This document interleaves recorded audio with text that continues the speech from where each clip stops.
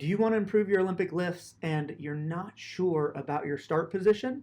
In this video, we are going to show you the key details of the start position to get better lifts today. Hey, it's Drew Dillon from Project Lift, and in this video, we are looking at the start position in the snatch and in the clean. Now, here's the kicker, guys. When you look at weightlifting technique, the start position is the most vital position, even though it's the least sexy. And in today's video, I'm going to break it down into two main points. One, the technique around it. I'm going to break down the technique, show you the details. And then two, we're going to look at common mistakes. We're going to look at where things typically go wrong. So guys, if you're watching this video, I imagine you want to get better at your Olympic lifts. Make sure you check out our free guide, How to Improve Your Olympic Lifts Now. It's going to give you some tips that you can apply to your training today. And once this video helps you, make sure you share it forward with a friend.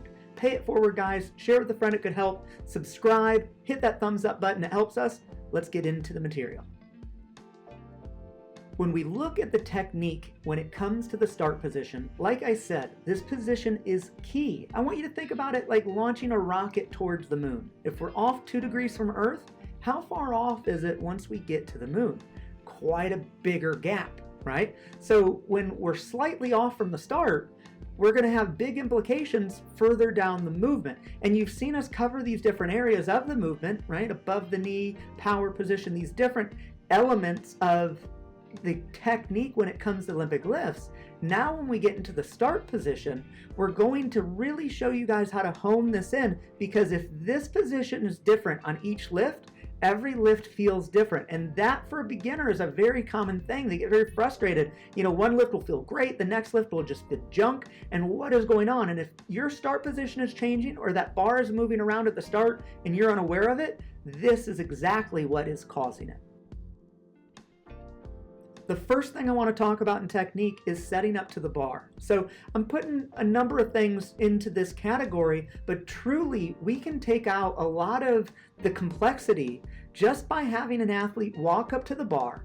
When you look at the bar, when you look down at your feet, see your foot underneath the bar and have that bar over where your big toe connects the foot, that knuckle. From there, unlock at the hip and knee and sit to the bar. Once you've sat to the bar and then found your grip on the bar, already your back angle is set in a pretty darn good spot. If you've sat well to the bar, your foot pressure, all of this is taken care of. So we can nix a lot of the thinking by having you walk up to the bar and sit to it. This allows a lot of the muscles in our back to relax, so you grab onto the bar and you can get set fresh from the ground, which is one of the common mistakes we're going to talk about, is what happens in our back tightness when we get set to the bar. So first things first, guys, let yourself sit to the bar to get set. All right, now to get a little bit more specific, let's talk about foot pressure. Now, foot pressure, to keep it simple, I want you to think throughout your whole foot. But if I had to be specific, when you're in a good start position, the weight in your foot is a little more towards the ball of your foot, okay? Think of it like jumping. Now, in weightlifting, we'll talk about this a little bit more in common mistakes. You hear a lot of talks about heels, right? Now, if you've watched my videos for a while, you know I don't like the cue jumping. However, when we're looking at the mechanics of an Olympic lift, when we're looking at the start of a snatch or a clean, the muscle firing pattern is much similar to a jump than anything else, right? So this is where cues and everything can get twisted up. But here's the kicker. Your full foot is solid through the ground. Weight emphasis is towards the ball of the foot. That's where we want you. That's where it's going to allow you to drive and keep your weight balance over your foot where it needs to be. And we'll talk about more what happens when you're thinking too much in the heel and common mistakes. All right, our grip. Our grip is key, and we get it set in the start position. Now, in weightlifting, you hear weightlifters talk about the hook grip. A lot of new athletes get frustrated at the hook grip because it's uncomfortable, they're confused by it, whatever excuse. But here's the kicker. Here's what it does. It allows us to attach ourselves to the bar while allowing a lot of the muscles in our arms to relax so that our back is holding the weight in a good way. We're attached to this bar, yet because we're able to stay relaxed, we're able to transfer force at the hip much more efficiently. We're able to give that weight, unweight that weight. We're able to be much quicker. You see this in martial arts, right? When you're too tense, you slow down, right? Being loose, being relaxed is all about speed. And that's why we want to hook grip and stay relaxed through the movement, because at the hip, when we drive, we need to be explosive, and the grip sets that up. The next component of a good technical start is taking the slack out. Now, taking the slack out means using our legs to push ourselves up to where we tighten to the bar, to where this bar is just about to float off the ground. And that means when we go to drive our legs to start the movement, us and the bar move at the same time. All our force being applied into the floor is getting applied into the bar. When there's slack in the system, when we're loose to the bar and we go to push, we go to take off the floor, chances are very high that the bar will pull us out of position. We lose control. So there's 2 points here. Taking the slack out of the bar allows us to get more energy, more force into the bar right off the start. And 2, it helps us maintain control throughout our technical movement.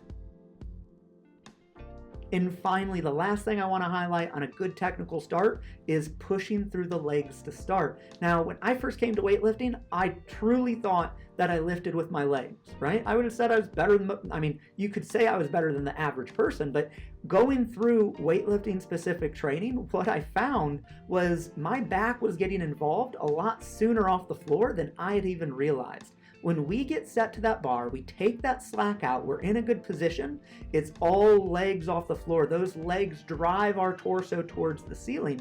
And if we're patient and we're using our legs, the bar will never hit our shins, it will never hit our knees. The knees move out of the way because our legs are pushing well. Push with your legs off the start.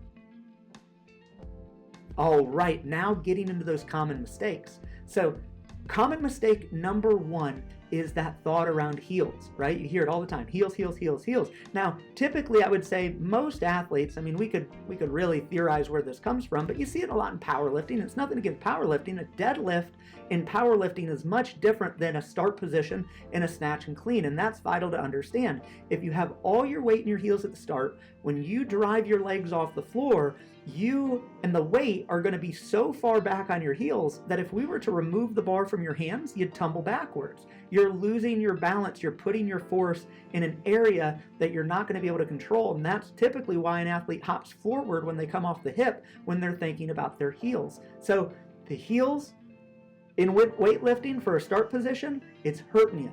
Let your weight be closer to the ball of the foot so you can push the foot well.